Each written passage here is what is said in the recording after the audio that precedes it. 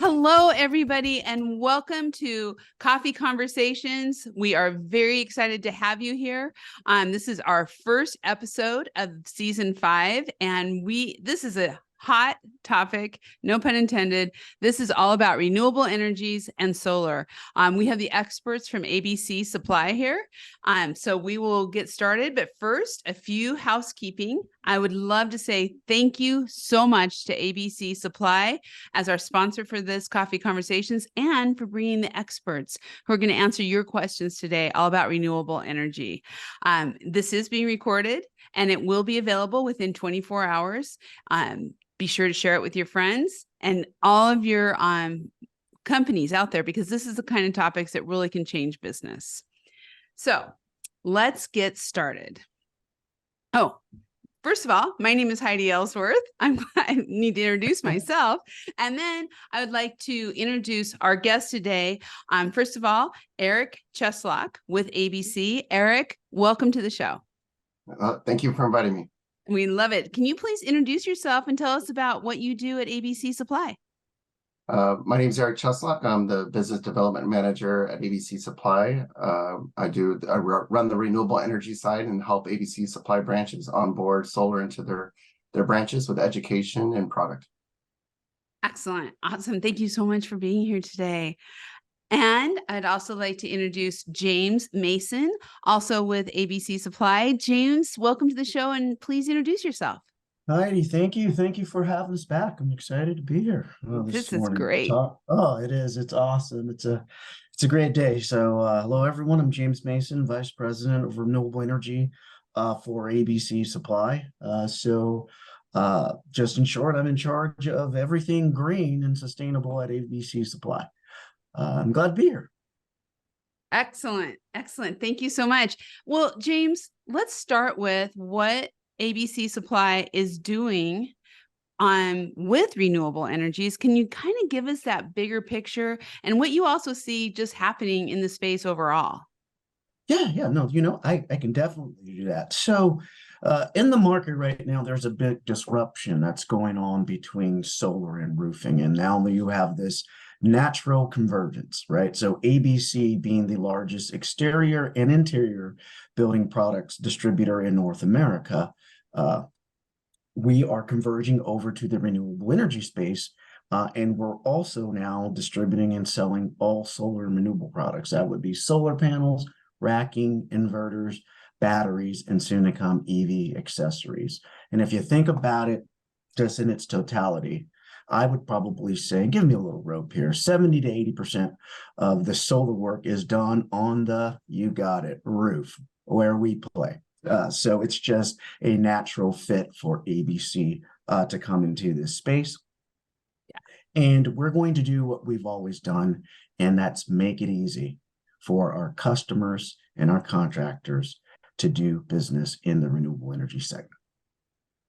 You know, it's so important. And it's been, I have to tell you, we talked about this in the past, but I was at Greenbuild 30 years ago, maybe not 30, 20 years ago, talking about solar and there's just a lot of questions out there. Like, is it really going to happen? Is it really taking off?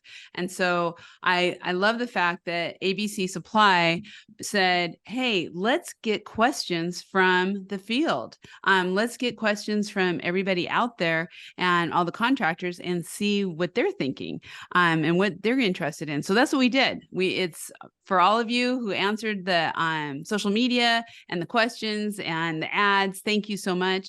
And so the questions we have today came from contractors, all like you. So thank you so much for being here. I do want to remind everybody that the chat is open.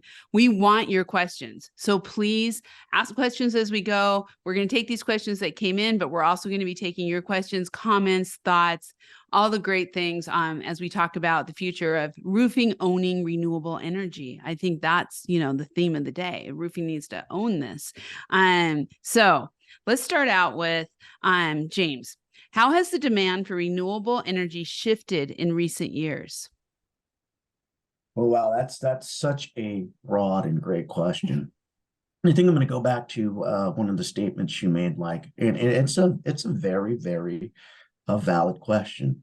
is it real, right? Is it going to happen this time? Because you know, the when you are innovating and creating, sometimes you have the starts and the stops, right? So I know solar, I believe maybe 15 to 20 years ago, kind of tried to make an emergence in the roofing space, and it didn't quite work. I think the difference this time is a few things. One, the technology, and the biggest is the timing of the policy behind it, right? The mandates, the rebates, the incentives. And I know we'll get into that, but I'm trying to set the stage of why it's different this time. And if you look in the history of our great country, and when we've transformed and we've done things, there's a couple of things that need to happen. It's usually a choice is being brought closer to the consumer.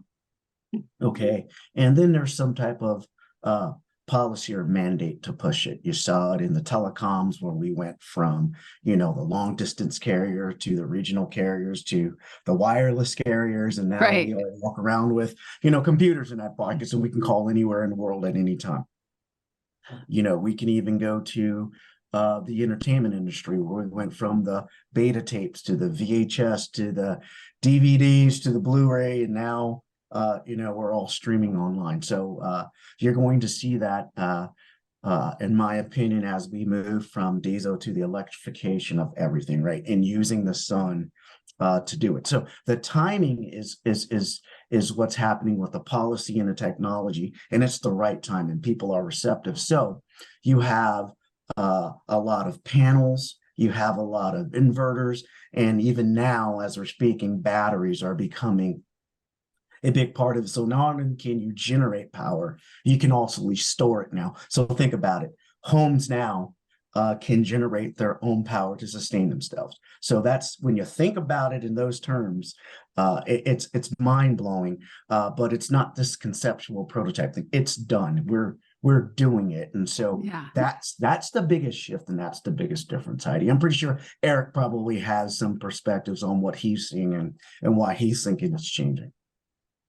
I totally agree with that whole concept, because I mean, where it was back when I started in 2010, when I was a roofer getting into solar, it was it was the wild, wild west, man. Nobody knew what they were doing.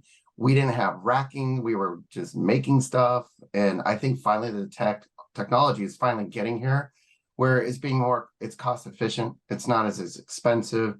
It's easier to install. The racking companies are abiding by all the rules and how to waterproof things. The solar guys have more products to deal with, not just, you know, these.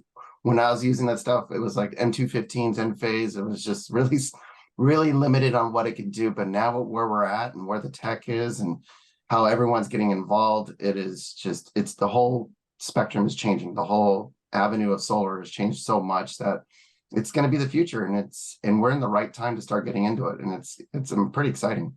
And the biggest thing is the government will help you pay for it. I mean, I mean, that's when you know, Yeah. right? You know, sometimes things have to be subsidized so they can grow and evolve, but that's one of the most exciting things, and that's the change, right? You've got some help. Yeah. You know, I love how you said when it all comes together, right? And I really do think that is exactly what has happened.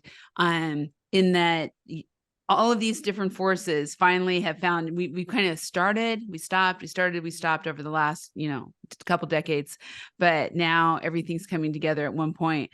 So what, you know, let's talk about the contractors, because this is a whole shift, right? When you are installing solar as part of your business, how are you interacting with the solar installers? How's all this going? So Eric, what are some of the primary benefits of installing solar panels for contractors?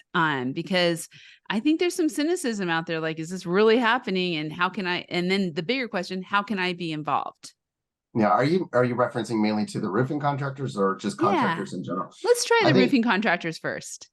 and in regards to my personal experience as a roofing contractor, when I started in the industry, it was so foreign and so, you know, what I was experiencing was I was getting on the roof, and then I'd get off the roof and a solar company would come on my roof, and then I'd be like, okay, there goes my warranty on my roof. What did they do? You know, there was just, there was like this bitter feud between us, and we just didn't know, what they were doing when I was off of it. So when I got into it, and I started like getting involved with solar contractors and then learning how to install it. It was just another addition to my portfolio of what I was selling.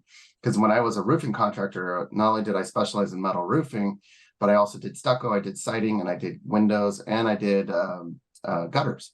So Okay. I was like, well, this is just another thing I'm adding on to it. So I just need to learn how to waterproof. And so the understanding the concept of what to do to waterproof on a roof as a roofer is very, very relative to what the solar contractors are doing when they're doing the roof attachments and adding the solar panels. It was not overwhelming or difficult. So then I figured, okay, it's got to be really hard to sell this stuff because, it's so technical. But then after some training and sitting down with some people and some education and having like a little sales program platform to go through to manipulate the numbers to see how to sell it, I started to realize it was a lot easier selling this than was selling roofing, because roofing is just kind of dull and everyone pays out of pocket. With solar, it's financing. You can get something that's really cool, and you knew there was going to be more tech to it. And I've realized very quickly that those two, they integrated so well together, and they were so easy to sell together. And just getting the right people in place to run the business, it was a no-brainer. And I was very successful. My close rates were incredible when I was selling roofing and solar together. Yeah, and if I could jump in, you'd be surprised. Like if you think about, since you said we're going to start with roofing contractors, Yeah. right?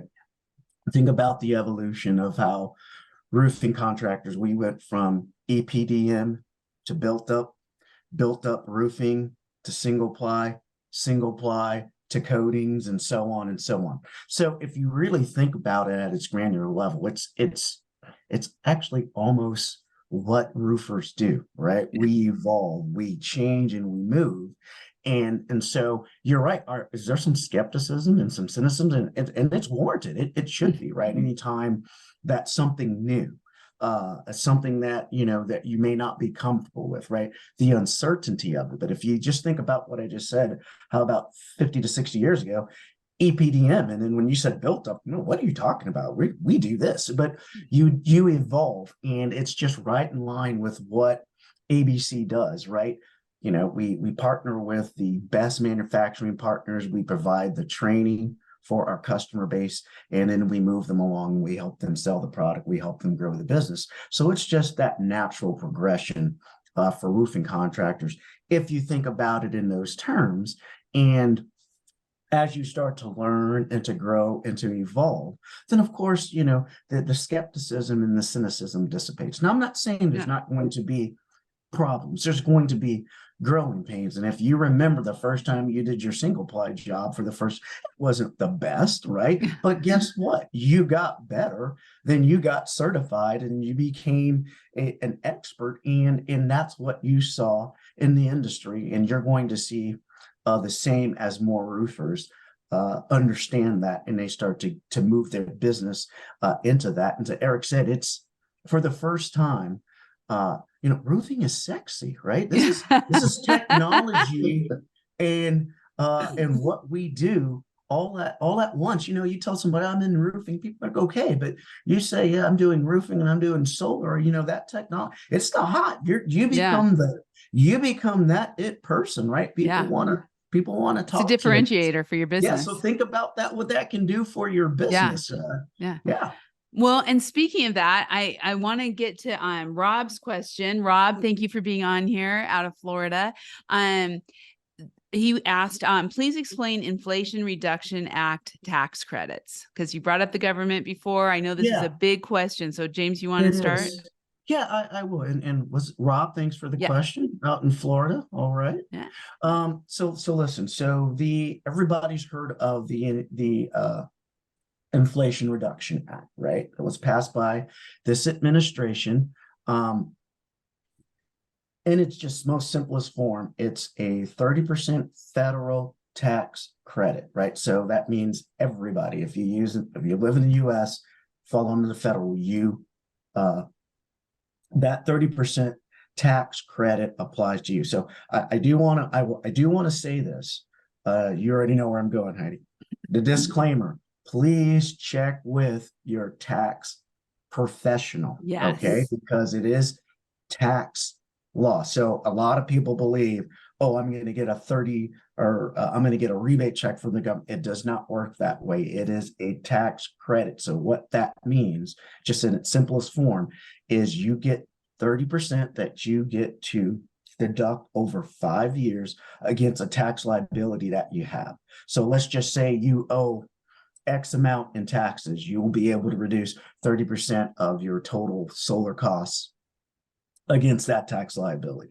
So that's what it means. There's a lot of people right out thinking, oh, I'm going to get a check. And when it doesn't show, they're a little disappointed. It's like, no, you have to file your taxes, go to your tax professional, make sure you're using all the right codes for your municipality, and you can offset it, right? So it's a deduction over 5 years how you file tax. So that just at the highest level is what the federal tax credit. It's been extended for 10 years. So that's going to add some stability. So I believe it's around till 2032, Eric. Is that about 2030, 2032? It's supposed to Something be 2030, 2032. I remember that was the yeah, cutoff. something in there. Give us a little rope, guys. You can go, and ladies and gentlemen, you can go research that, but it's out there for the next decade or so to add stability. So that's going to be there for everybody. And that's not to be confused with your state incentives and rebates, right? Two different things, federal and state, right? And so different states are doing different things and you can combine them. So everybody gets the federal 30% tax credit,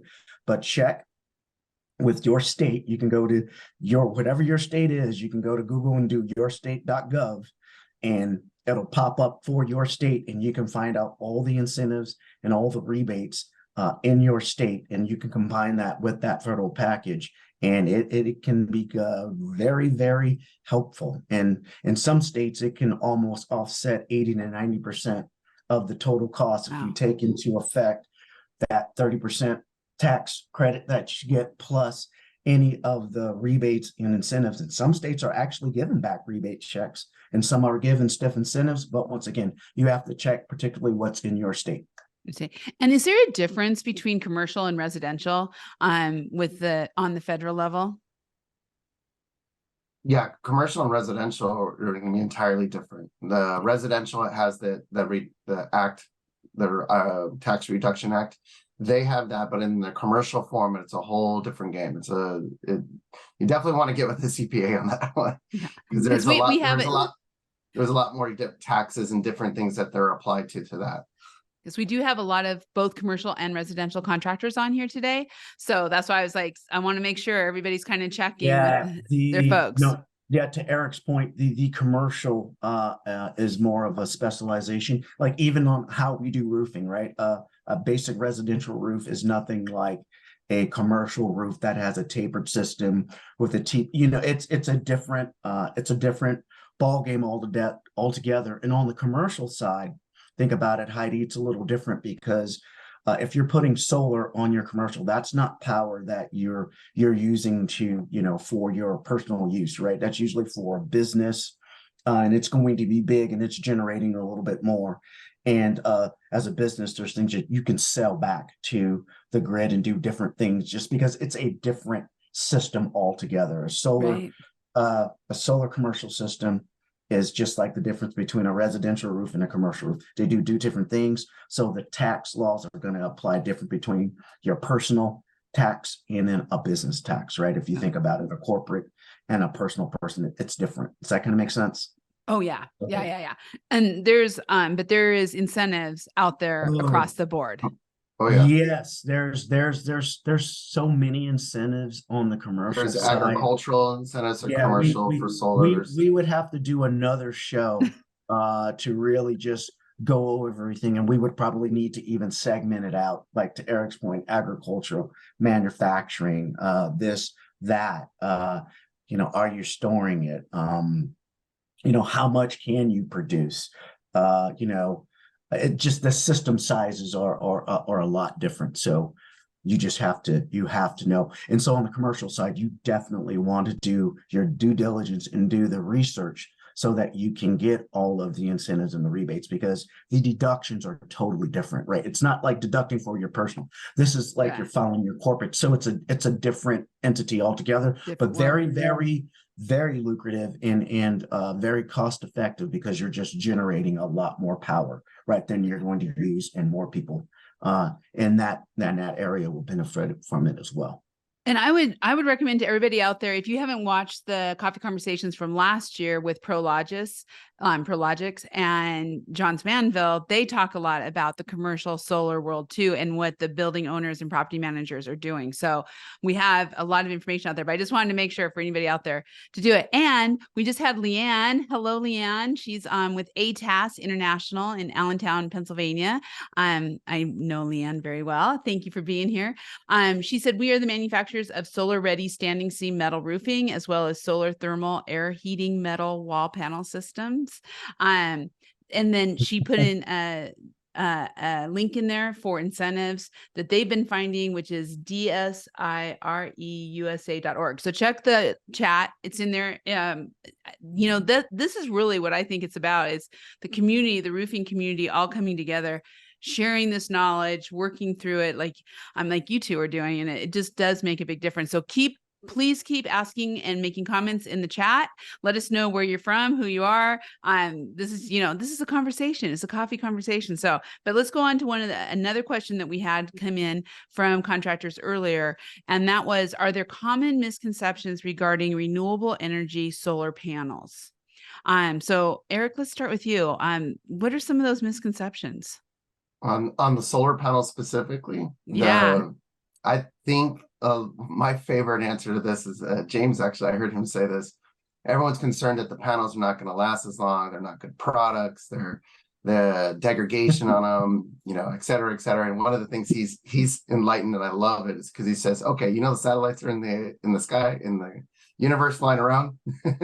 Those are on solar panels, and they've been going a lot longer than I've been alive. So, and they're still working fine. There you go. Yeah. So that is a funny an analogy to it, but it's really true, because where the panels are, and if we do simple facts on data, you get a solar panel and has a degradation of 8% or 6%. Let's just go round it to 10% after 25 years. So if I install a solar panel on my roof and it degrades in 25 years 10%, still leaving 90% of the panel efficiency to utilize the sun. If you're going to go and follow trace that percentage that it's dropping at 10% in 25 years, and just do another 25 years, just round it, say it just gets an even line, and you're going to look at 20% at 50 years. Granted, it's probably going to degrade a little bit quicker, but it's going to be half productive. And so when you're sizing a system, you're doing an oversize on the system, and that's what most people do to get their incentives, get their money back, and to offset the highs and lows of the cloud cover and the anything like snow or rain. And so they're doing a little overproduction, and when they do that, that in turn offsets the system. So if you have a degradation that's happening at 25 years, at 50 years, you're having that offset you're still above overproduction. You're probably even matching production or right underneath it. So the concept is the panels won't last as long. No, I think the other thing that I think that's most important is the batteries. When I was installing batteries, we were doing car batteries and connecting wires to them and doing like 30 of them. And they only lasted 5 years, and they're all lead acid batteries. The battery technology now is expanding, and they're changing the chemistries, which I think is the most important part of everyone to understand what the difference between this chemistry and that chemistry, for example, like NMC versus LFP. I think those are things that people all should understand and know, because that's where we're talking about the tortoise and the hare. You can get something to go really fast, really quick out of the gates and last only 8 years or less. Or you got something that's like the tortoise. It's going to get to the end of the line, but it's going to give you the energy, and it's going to last for many, many years, and and it's fully recyclable. So I think that education part and learning is the most important part, and getting the facts. I think that is truly the most important part about solar. Absolutely. Eric hit the nail on the head. It's the education, right? And to your point, there's some cynicism, some skepticism out there, and some of it is valid and warranted, and some of it is just a lack of not understanding how it works. And I was just laughing when Eric was mentioning the story. He was being nice. He didn't say what I really said. I said one day, I don't know where we were. I don't know if we were taught somebody. I'm not going to call the person a heckler, but they just kept going about like it's not real. And I think I said, yeah. Well, listen, Nat, this technology, solar technology, has been around like since it's older than me. Right. So these satellites have been up there. And I told them, well, a satellite hasn't fallen out the sky yet. Right. So, and it's still transferring data back to NASA. Right. You know, the Right. great minds work there. If we're still putting it on our space shuttles and we're still putting it on satellites that we're launching now, I think that technology is proven. I can get even more granular, right? You talked about Eric, who installed solar like 10, 15 years ago. He can still go to those homes and those panels are still working, right? As technology's gotten better, like you said, degradation has put in, but they're still producing and they still work. I think another misconception that I think we'd like to touch on is just safety, right? Some people don't think that it's safe, right? They see stories in the news of something that, you know, happened or something caught on fire or just didn't work. And I would say just in anything, I'm gonna have a lot of good and a lot of bad, a lot of growing pains. But you know, sometimes when you look into those stories, you find out it wasn't the technology, it was installer error, right? Somebody did something that they weren't supposed to do. They maybe put an inverter that, you know, was clipping or could not, you know, handle the power of that panel, or they didn't, you know, wire it right. And there's those type of errors that you have to account for, but that doesn't discount that the technology is not real and it doesn't work. And it's, you know, like we talked about, Heidi, it's not hocus pocus. It's Right. it's not magic. It's pretty simple. And if you remember your first your biology lesson of photosynthesis, right? Plants are a very, very good business case, right? They've been using the sun to grow and take care of themselves since creation. So when you think about it at that granular level, I think you can look up and see the sun, and I think you can realize that it has the ability to produce power, just like you can run water through a dam and produce power. So I think at its core, a lot of people know that it's not hocus pocus and it is real. It's just connecting the dots, but that's what we're here to do too, is help connect dots, right? Yeah. And if you really do want to know, you know, Eric laughs at this line, just get on this thing called Google. I don't know, it's a platform that's out there, and just Solar 101 and just figure out how it works, and it will help you kind of see. And if that still doesn't, just go and see some systems live and you'll kind of understand how it works. Sun hits the roof. I'm gonna really get simple. Converts, goes in, and powers things. It's pretty simple. Well, you know, I think that really leads us to our next question, which is perfect because let's talk about the products that are out there and that are being offered now. I think there's a lot of questions about between solar panels, integrated solar systems, different upgrades, you know, how it's all working. So let's kind of walk through that. And again, the chat is open. If you have questions on like, should I use a panel? Should I use a shingle? We're going to talk about that now. And this is something, if you have questions that bring them on. So, I'm going to say, James, let's start with, you know, kind of what are you seeing with the products out there that these roofing contractors should be looking at to think about for their business for installation? Okay, cool. And I know Eric will jump in. He is my resident expert with that, but me and him see it the same way. So as ABC, came into the business, you know, there's a lot of noise out there, Heidi, right? And that's just in anything that you do, but you have to know what you value, what you're about, and that's how you build your business. And for ABC, it's about our core values, right? Respect, opportunity, American pride, family, taking care of our contractors. Biggest thing, make it easy. So when we were looking for vendor partners for our solar panels, one, we want to make sure people that have been around a while, right? They you know, we do our due diligence, right? Their companies are large. They have the infrastructure to support. They have all their UL ratings. They have all their testings, right? And sometimes it's not always about the cheapest price, right? We're more the long term. We're the value. I'm not saying you can't be competitive, but sometimes you do get what you pay for. So you gotta watch that. So On the solar panels, I will say this, and I'll stop and let Eric jump in, and then we'll move on. But a lot of the solar panels, there's really, really good panel manufacturers out there, and also there's a lot of, which I'm excited about, U.S.-based manufacturing panels that are here, and we partner with them as well, creating jobs for Americans. It's exciting to watch. So if you stick with brands that have been around, brands that care, that kind of think like you do, you care about your business, right? Just not looking for the short-term sale, but a long-term partnership. I think you're going to be okay. And you can always go on to abcsupply.com, look at our renewable energy products, look at our portfolio. And everybody has, their right to their opinion. We do use data, and I would say out of the top 5 panel manufacturer that have the most share in the US, out of the top 5, we have 3 of them. Now we have total 8 brands, but we have 3 of the top 5. So if you think of the good, better, best, we have you covered.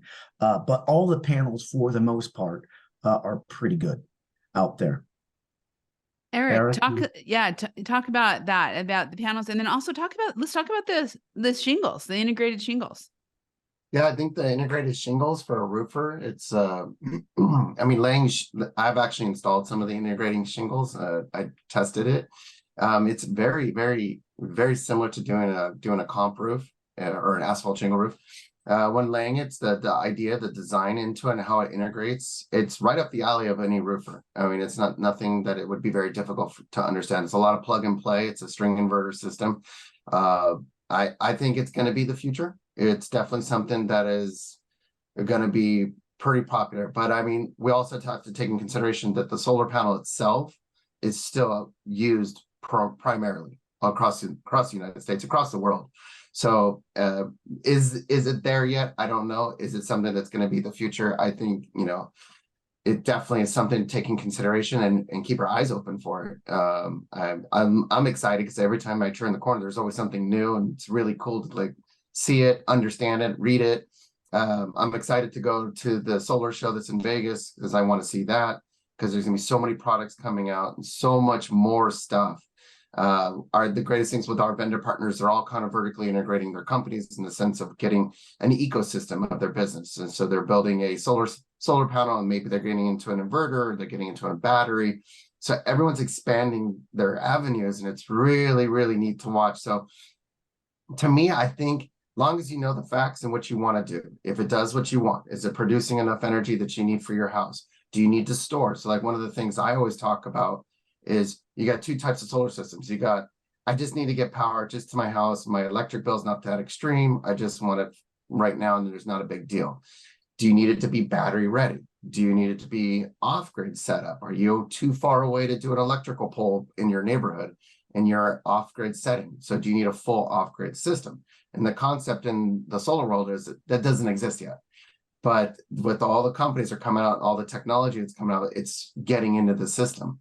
And there is products out there that are capable of doing off-grid setups. And you just got to research and look into it. And it's exciting. And I think that the products are all getting they're getting more and more competitive. They're all coming together, starting to line up. The panels are all kind of turning into the same quality-ish. The degradation is all turning into the same. The efficiency is getting better and better and better. So it is the perfect time to get into it. This is not the first cell phone on the market. This is now version 15. So this is really, I'm excited. Solar to me is the most exciting. I'm very techie. I nerd out on this stuff. So I'm really excited. Well, and when you look at, since we were talking about the integrated solar systems, I just want to mention, and if I leave it, I'm going to leave people out. So but some of the ones we're looking at right now or seeing in the market are Tesla, GAF, and Certainteed, are all, in this space of bringing out these kind of integrated solar systems.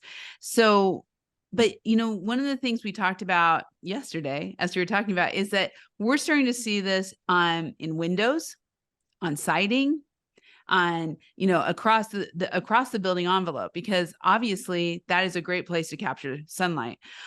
So Eric, I'm gonna go back to you. Kind of, you said you're going to go to the solar show. You know, you're geeking out. But what are some of these, what are some of these things that really are going to shift this market in the next, decade that contractors should be aware of?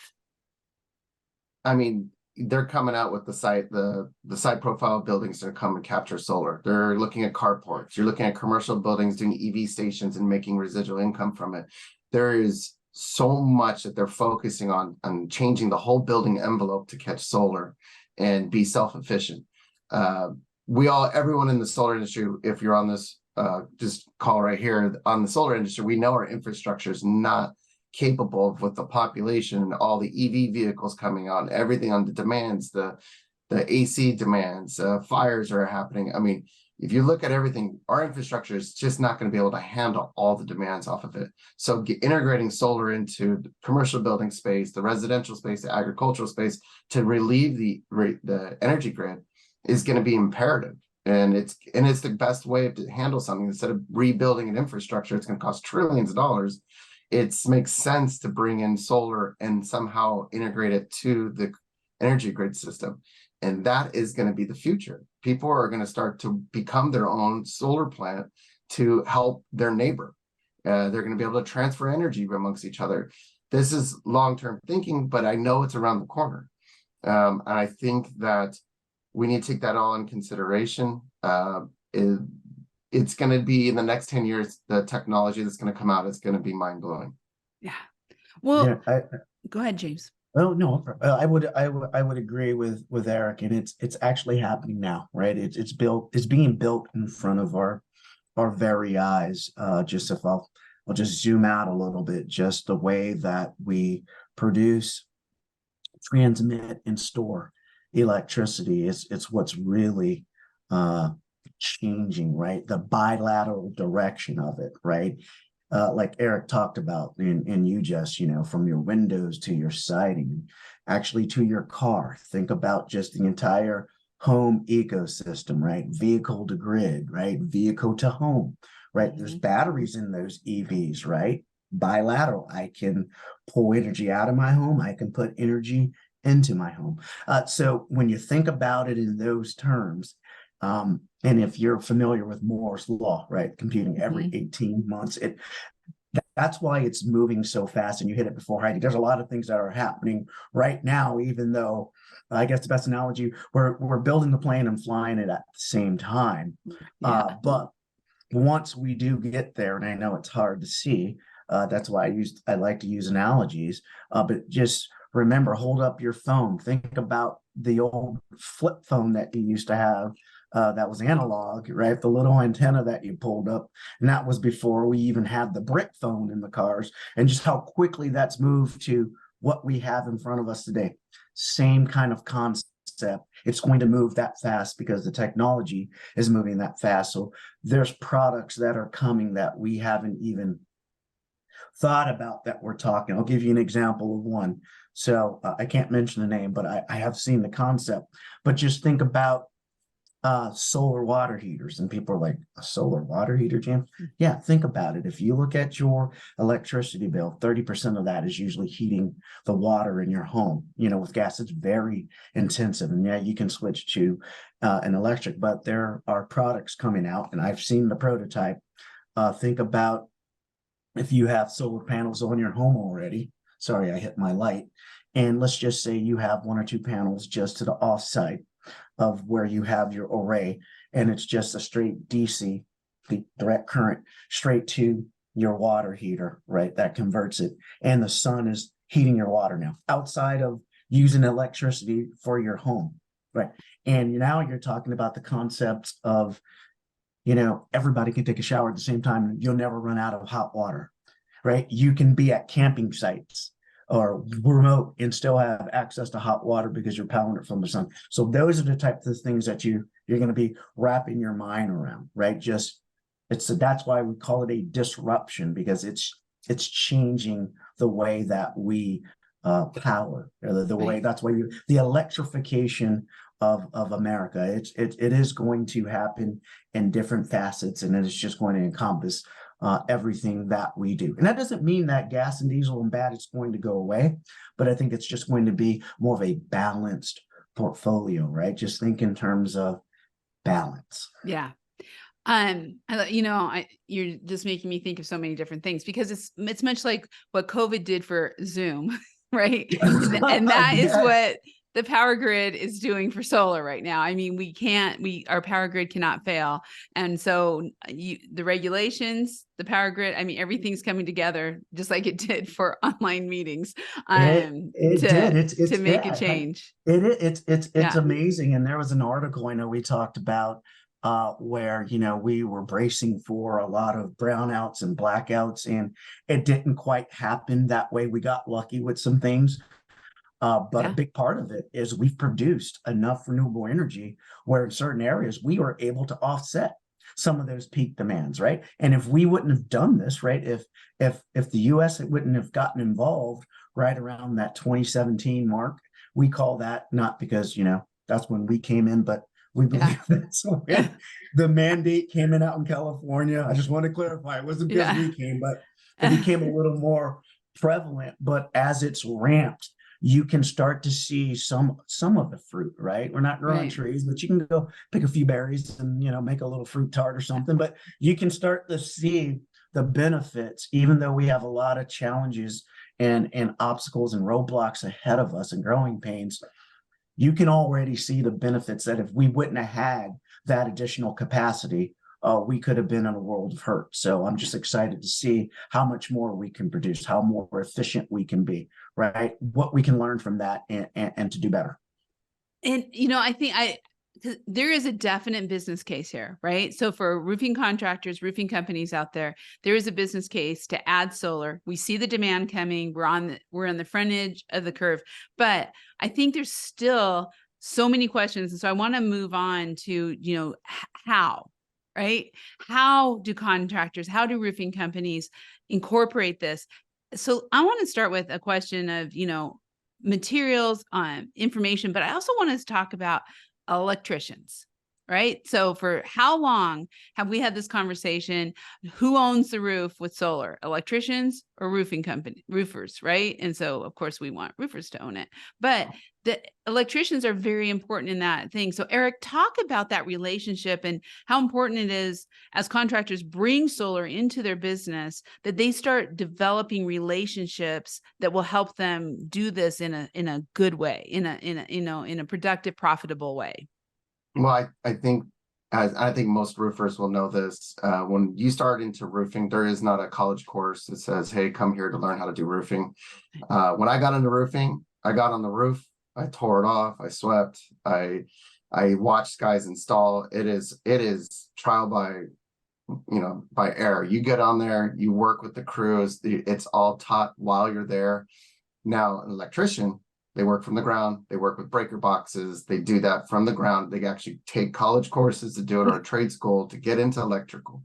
So when I talk to solar companies and I talk to roofing companies, I say the big difference between both of you is one can learn at a school, another one learns in the trade, and that's where it's very difficult. I know you can do a lot of training courses in college for majority, and I wouldn't be college, it'd be more trade school for the college course and for the electrical. But when you want to be a master electrician, you have to go to school, you have to learn. There's a lot of things people can get really hurt.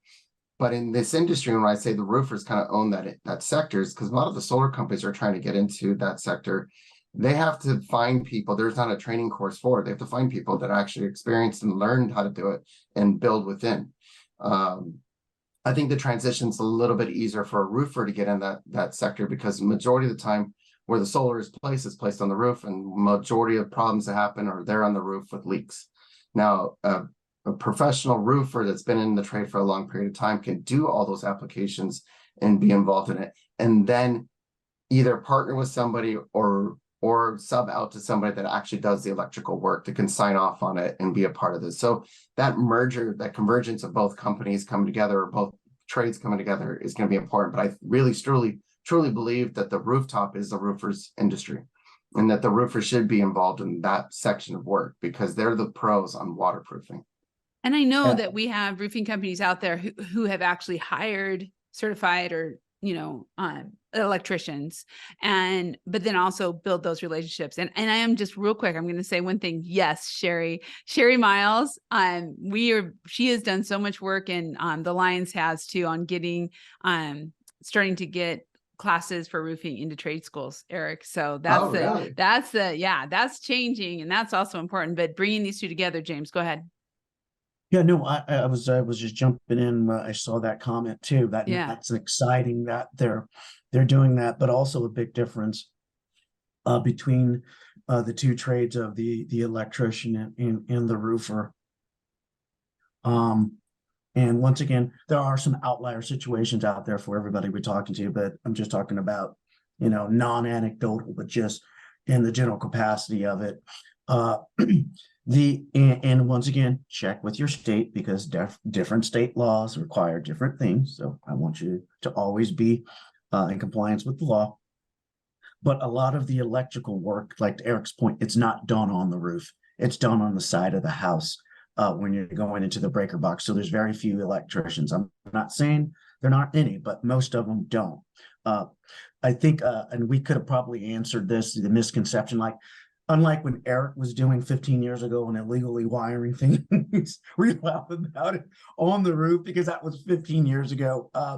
It's pretty plug and play. You're not wiring anything. You're plugging and playing, and there's little clips that you put, and it goes against the racking and the railing. So there's really not a lot of wiring going on the roof. So I definitely believe the roofer owns that, but you do need to have that partnership if you don't have it, so you can be in compliance with your municipality. And then when you're going into the breaker box, that's probably when the electrician's going to come in. But I look at it this way, and people make, oh, but I'm not this. Okay, it's no different than what we've been doing since the time of Jesus, right? You've got carpenters that frame and do all that. You've got the roofers who come in and put the roof on. You've got the plumbers who do the plumbing. You have the electric. We all work together in this ecosystem of construction. So you don't have to do it alone, and you can if that's what you choose to do. But it's no different than what we do now. You network, you partner with people, and there's enough for everyone. And I've seen it go multiple ways. I've seen people bringing it in-house. I've seen people subbing it out. I've seen people having joint ventures. So there's multiple paths to getting it done, but you don't have to think of it this daunting task. Because I don't have this, I can't start. You probably want to hit that reset button and really think about that. Yeah, that's so true. And I love some of the comments. So I was just at the Virginia show, which was great. The contractors there are amazing. Sherry's, they are lobbying in their state legislators to write legislation saying that rooftop solar contractors must be a licensed roofing contractor. I love that. Now all of a sudden everything's coming together. And so I know Sherry's very involved with the NRCA and with advocacy. And so this was something we'll track, because this is state by state. And Leanne had a lot of the same questions. She said, I believe that new homes and commercial buildings that are built in California are now required to have a solar array. Are you hearing of other states moving toward the same type of mandate?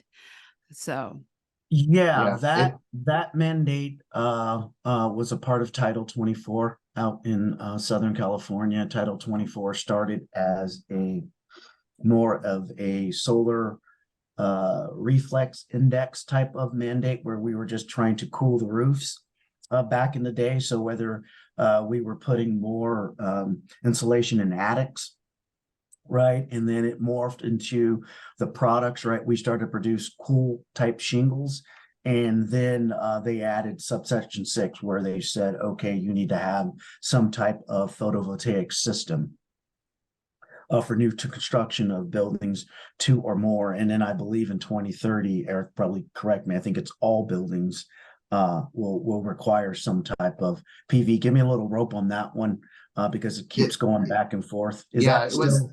So it was Title 24. I remember when I was selling solar, it was a big thing because they were mandating in 2019, I think is when all new construction has to have solar. And then they were saying for the residential market that if you wanted to sell your house, you had to have 3 forms of like high efficiency Title 24 compliance. So it could be new windows, it could be new roofing that was Title 24, or you could sum it all up and do PV. And then I heard eventually by 2050, this is way out long ways. If you ever want to sell your house in California, I would say specifically maybe there, that you have to have solar on order to sell it. And that was one of the stipulations. Now, is that trickling across the United States? More and more, we're starting to see some things are starting to go that direction, especially with an M3 coming on and peak hour times. That's going to change a lot of things for a lot of people. Any states in particular that you're hearing are kind of looking at this? Oh man, there were so give me a little rope, everybody here. I'm trying to remember the names in my head. There were about 7 states. So once again, please don't hold me to it. I believe Massachusetts was one. I believe I always get confused between New York and New Jersey. I don't want to offend anyone. I know they're 2 different states, but they were over in that way. I believe Colorado, possibly, I think it was possibly Nevada. So I don't want to start throwing names out there, but there were a couple of states that were kind of in line and watching how it goes. But what we're seeing out in the market is, mandate or not, right? There's in different demographics, people are doing it for, different reasons, like Texas, right? If we use that for an example, Texas has a lot of oil and gas, but they're also well, depending, they usually go between 2 or 3 behind California as the largest, solar market, right? Not because in utility, cost of energy is cheap there. There was, that Texas freeze changed a lot of people's minds, right? When the grid went down and people wanted energy independence, right? So there's various paths and various reasons why people are going to do those things. So the mandate helps, but even without the mandate, there are so many incentives, right? So like we talked about the stick and the carrot, and so people are doing it for different reasons. But I do believe there'll probably be a few states that will follow California and mandate it, but most of them may not have to, because people are doing it for various reasons, right? They want to help the environment. They want energy independence. Some of them where, your utility rates are triple the national average. Well, it makes sense, right? If I can offset my bill and the government's going to give me 30% plus the state's going to give me whatever, well, the economics make sense. So there's just a whole portfolio of reasons of why people are getting into solar, and it's exciting. Yeah, it is exciting. And there is just so much going on. So we have a couple questions here on resources. So I'm just pulling up our PowerPoint again, and just kind of talking about what materials do you have that can assist roofing contractors in educating their customers. And so what types of things, and I'm going to kind of put 2 questions together here, because also in that same vein, what resources are there? And then what are some of the challenges that contractors are facing in selling and installing renewable energy?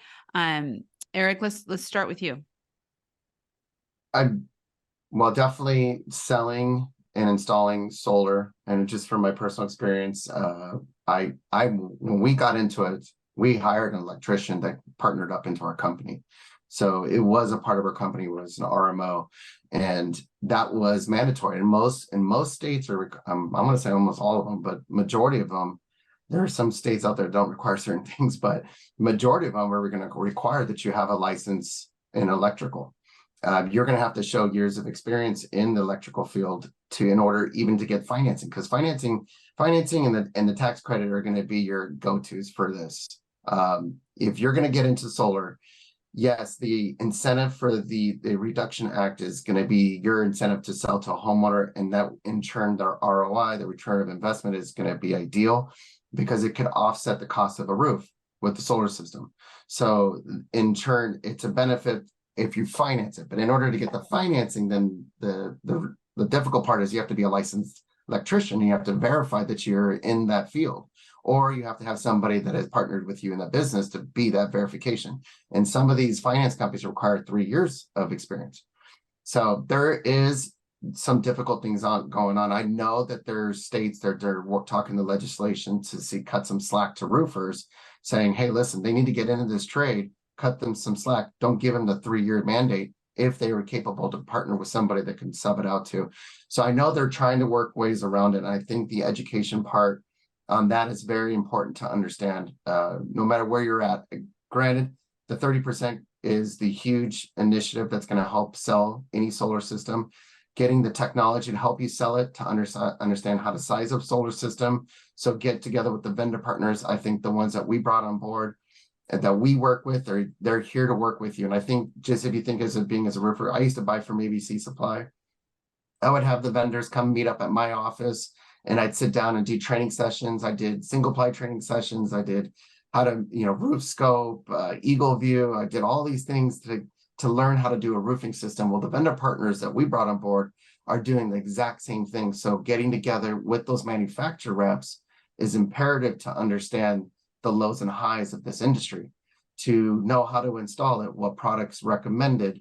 You got to know the hurdles. The financing part's going to be the big part. The sales platform, that's going to be another big thing, because you're competing against companies that are out there using iPads and sitting down with homeowners and saying, look, this is going to cost you nothing. This is free. No, nothing's free. Yeah. Everything costs you something. So be able to talk and explain the roof system to somebody and the solar system and give the facts, to me, I think is the most important part, because the homeowners are becoming educated. They're getting smarter. They're doing Google, they're researching, and you to provide the facts and show everyone how a system is done, how it's sized. That was one of the big things I did. It's like, this is how you size your system. Grab your electric bill. And I did everything with a notepad and a pen, and I wrote everything down, and I showed them, this is how I figured out how many panels are going to be on a roof, and this is the proper location to do your panels. But I did everything also to law here in California. I had an electrician. So I think those are the hurdles. Is the financing part, the sales program, and a licensed electrician to work with you, so you're doing everything right, and then follow the laws of the state. Those are the most difficult parts of getting into this industry. And James, because I want to come back to you for this final thought. There are less than reputable companies out there.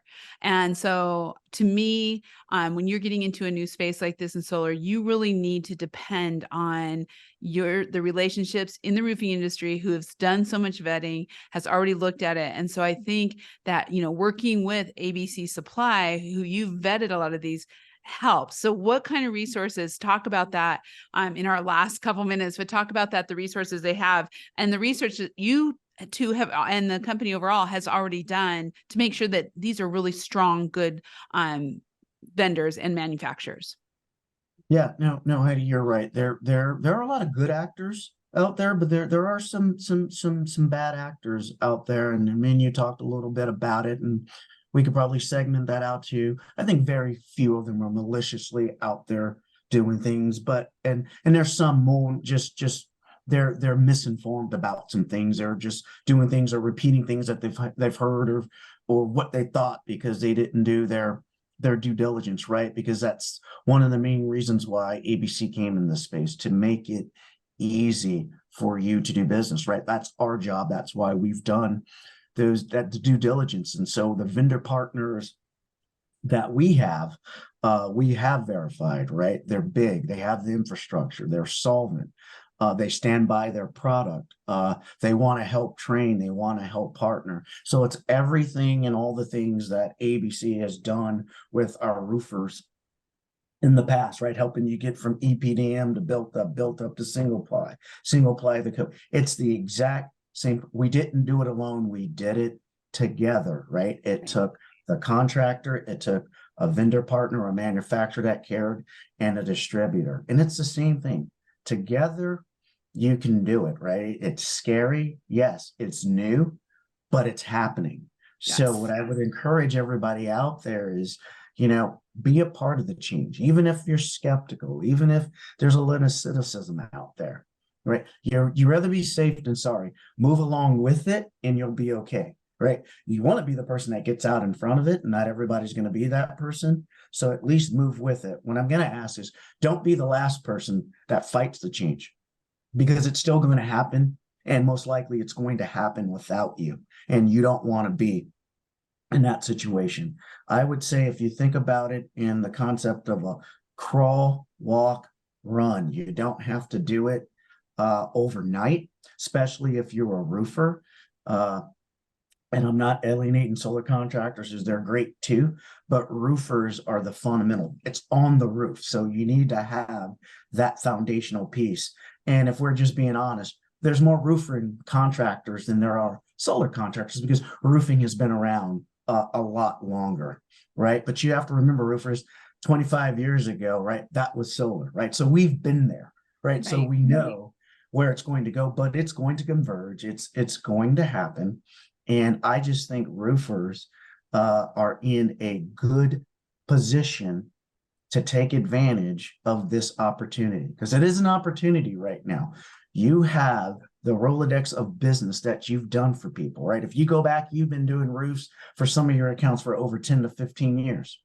If you go and learn and educate yourself the right way, you go back to the same person you're doing the roof for, and you go, hey, it's time for your roofing inspection. Hey, have you thought about putting solar? Here's this. They're going to trust you. You've been doing business with them, and then they don't have to worry about bad actors, because they trust you. They're your customer, and now you're just bringing them a service that can help. And so if you want to learn how to do that, I would say go to your local ABC and ask, right? And we're growing this and we're doing it together, right? Not every branch is in solar at this point, but some are getting there. But they can at least tell you what branch in your area can help you with solar, and we can get you started on helping you on that journey. And once again, it takes all of us to do it, right? You have to be committed to learning, right? To investing in your business. We'll be the conduit to help set up all the relationships and hold your hand and help you do it. Crawl, walk, run, and then eventually you will get to that point where you will be proficient and you'll be a part of it, and you'll keep it as an opportunity, right? What you don't want it to just become a threat, right? So you want it to be an opportunity to come together. Shut up. Yeah. Yeah. Don't Shut up. Don't be Netflix. Don't be Blockbuster out there for you. Don't be Blockbuster. Blockbuster didn't believe it was happening. And when they finally did, it was too late. So once again, take advantage of the opportunity before it becomes a threat. Exactly. James, thank you. Eric, thank you. Great information. Scott, I just saw your comments. Thank you so much. I agree. Cheers to ABC for the renewable division. Thank you for being here today. And thank you, ABC, for being the sponsor of this Coffee Conversations. Look at this awesome panel. We are going to be talking about IRE, learn what's happening, all the great stuff that's going on, plus a state of the industry from NRCA, kind of what's all happening there and how that will be displayed at IRE. So join us next week. This is season 5. Thank you for being here, and we will see you next week.